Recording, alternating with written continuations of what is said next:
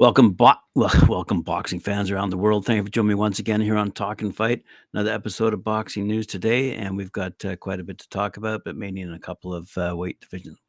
We're going to start off with a story down under uh, involving Tim Tszyu. He's now going to face Carlos Ocampo on June 18th, taking place on the Gold Coast in Australia. Ocampo, who's 34-2 with 22 knockouts, notably stopped Mikhail Zuski in hostile territory last year, setting up an October tussle with Sebastian Fundora. Though he fell short against the Towering Inferno, he gave it his all, and it's nice to see him get another big opportunity. He's not as big a threat to Tszyu, who's 22-0, by the way, 16 knockouts, as Tony Harrison was, but he's a reasonable opponent. I respect Tszyu once again, keeping his name out there while waiting for Jermel Charlo to recover. Tim said, "I don't need this fight. I want to. I fear no one and will fight anyone. Carlos Ocampo is a perfect test for me right now, as his only losses have been at the very top for titles against the very best." So good luck. They also mentioned, I believe, a couple of people on the undercard. Let's have a quick look here. Oh, yes, the rest of the card looks solid alongside the previously revealed IBF Super Bantamweight Eliminator between Sam Goodman, 14-0, and Rais Alim, 20-0. Liam Wilson, 11-2, will face Eduardo Ramirez in his first fight since dramatically and controversially falling to Emmanuel Navarrete back in February. Ramirez is coming off a brutal stoppage loss to Isaac Cruz, but that was above his natural weight class, and he was on a nice little run beforehand. So, good news from down under. Now let's move along to the light heavyweights, where Joshua Buatsi is getting a bit mouthy after his non-impressive victory over the Polish Stepien on the weekend. Title hopeful Joshua Buatsi gave his performance a rating of 5 out of 10, as the Briton ended his long wait for the ring return with a comfortable but curiously flat points victory over Powell Stepien, according to SportNews.com, and made no secret of his desire for a shot at Dan Azeez during an exchange with his compatriot afterwards. In his first fight in almost a year, the 2016 Olympic Games medalist Buatsi failed to extract a 14th stoppage from 17 professional fights against his composed opponent over at Birmingham Arena, controlling each round while inflicting precious little meaningful damage on Stepien. I do wish I'd have got the knockouts, said Buatsi, after going 10 rounds with the unbeaten Pole as he fought for the first time since switching promoter and management.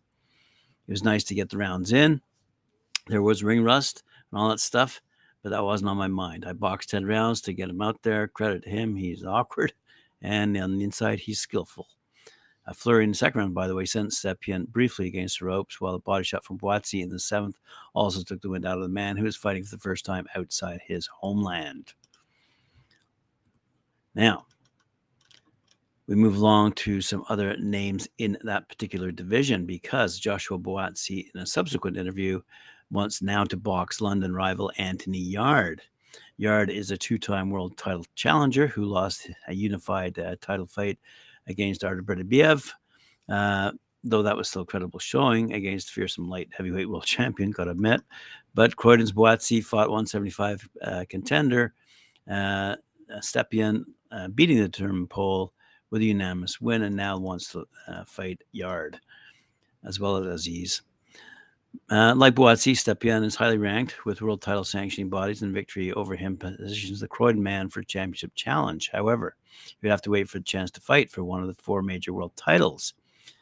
Beterbiev holds the IBF, WBO, and WBC titles, but is due to fight Liverpool's Callum Smith, while WBA champ Dimitri Bivol is looking at options which include a potential rematch with Saul Canelo Alvarez.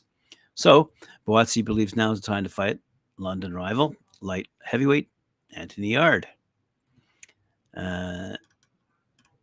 Elsewhere, we see that Don King, still going at it. Don King held a press conference the other day and featured Adrien "the Problem" Broner, who says he wants to put and entertain the fans next month in his 10-round headliner against Bill Hutchinson on June 9th at the Casino Miami Jai Alai in Miami Beach, Florida. The 33-year-old Broner, who's 34-4-1, by the way, 24 knockouts, isn't worried about the ring rust because he's been training for a long time for this fight, so he expects to be sharp despite coming off a 2-year layoff. Broner last fought back in February 2021 when he defeated Giovanni Santiago by a 12-round unanimous decision. That was shown on Showtime. That fight wasn't one of Broner's better performance, but he's got a lot more dialed in now, apparently, and is in a better place. It's difficult to know what to expect of Broner's opponent, Hutchinson, 22-4, by the way, because he's been fighting on a lower level against little-known opposition. With that said, if Broner isn't the fighter that he was in the past, he could lose. Anyway, he said, I never dream small. I always dream big, and I personally know what I can do and what I bring to the table. Now I've got Dan King backing me. Broner isn't saying what the goal is for his comeback, but it's believed he wants to fight for a world title at 140. If that's the case, he needs to pick wisely and steer clear of WBC champ Regis Prograis or IBF champ Subriel Matias, because those guys would be a nightmare for Broner. That's courtesy of my friend Alan Fox over at BoxingNews24.com reporting on the press conference held by Don King, who said, I gave him a table full of money so that he knew that this is for real. Money, said King. He's a problem for anybody that's out there. The most important thing, he's a problem to the opponents. They know who he is and what they get in the ring with him. Broner is going to stand his ground and hit you back, and you can't hit him back. So that's what we're bringing to you on June 9th, said King. All righty. Now, speaking of Regis Prograis, who recently switched over to Matchroom, he said he never got the sense that Top Rank could deliver the fights he wanted the most, involving fighters under his own banner. And that uncertainty surrounding the future of some of the promotional's top 140-pound fighters apparently helped convince Prograis to sign a deal with Eddie Hearn's Matchroom. In a recent interview, he said why he chose to link up with Matchroom, despite the fact he has long called out fighters associated with Top Rank, including Jose Ramirez, Josh Taylor, and Teofimo Lopez. Prograis' decision drew criticism in some circles because Matchroom's offerings at 140 are less than robust, at least on paper. So, Prograis pointed out that he had sufficient cause to believe that signing with Top Rank would not have led to the fights he wanted most, and said he believes Ramirez has one fight left on his contract with Top Rank anyway, and that Lopez's future with the company was murky at best. So,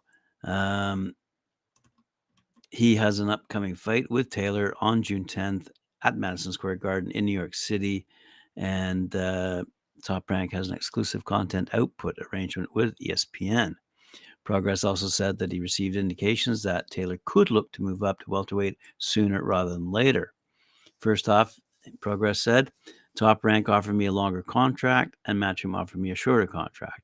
The fighters I want at Top Rank are Ramirez, Josh Taylor, Teo, right? If you look at Ramirez, from what I understand, Ramirez has one more fight at Top Rank, so I wouldn't be guaranteed to fight him anyway. Honestly, I don't think Ramirez will ever fight me. I just really don't. Ramirez has one fight. He might go to Matchroom too. And if I go to Matchroom, Ramirez might stay at Top Rank. Ramirez, this is his last fight. Teo already said he's not going to ESPN no more. This might be his last fight at Top Rank too. And Josh Taylor might be 147. So all right then, who am I left with at Top Rank? Over to Matchroom side, I just feel like Eddie, all those fights I named, Eddie can work with those promoters. He can get them. He can definitely still make those fights happen.